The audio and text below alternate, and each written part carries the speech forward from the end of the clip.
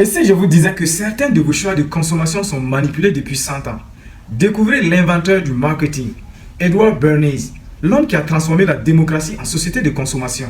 Restez accrochés jusqu'à la fin de cette vidéo pour comprendre pourquoi les femmes fument et pourquoi les maisons bourgeoises comportent des salles de musique et bibliothèques. Qui est Edward Bernays?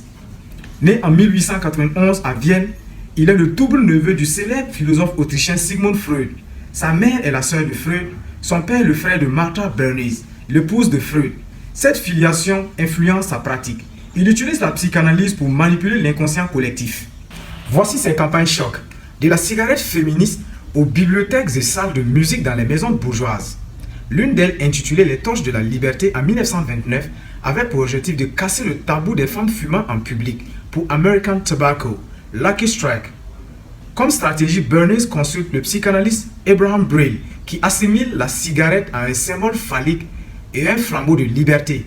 Il orchestre un défilé de jeunes femmes fumant sur la 5e avenue à New York lors de la parade de Pâques 1929, en les présentant comme des militantes féministes.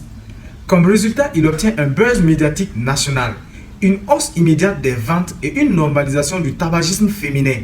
Avec sa campagne baptisée l'opération carte de vie de Bernays, découvrez comment Edward Bernays a infiltré l'architecture pour booster les ventes de livres et de pianos.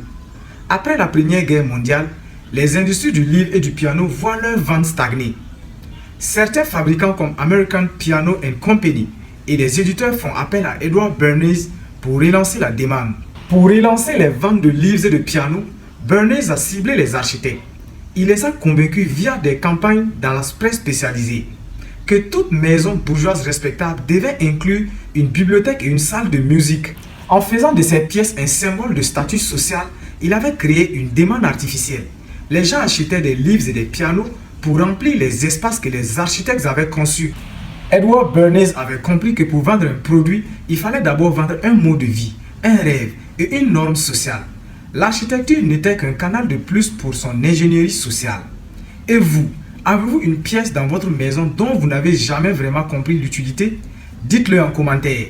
Likez, partagez la vidéo pour éclairer vos proches et surtout n'oubliez pas de vous abonner. Ciao!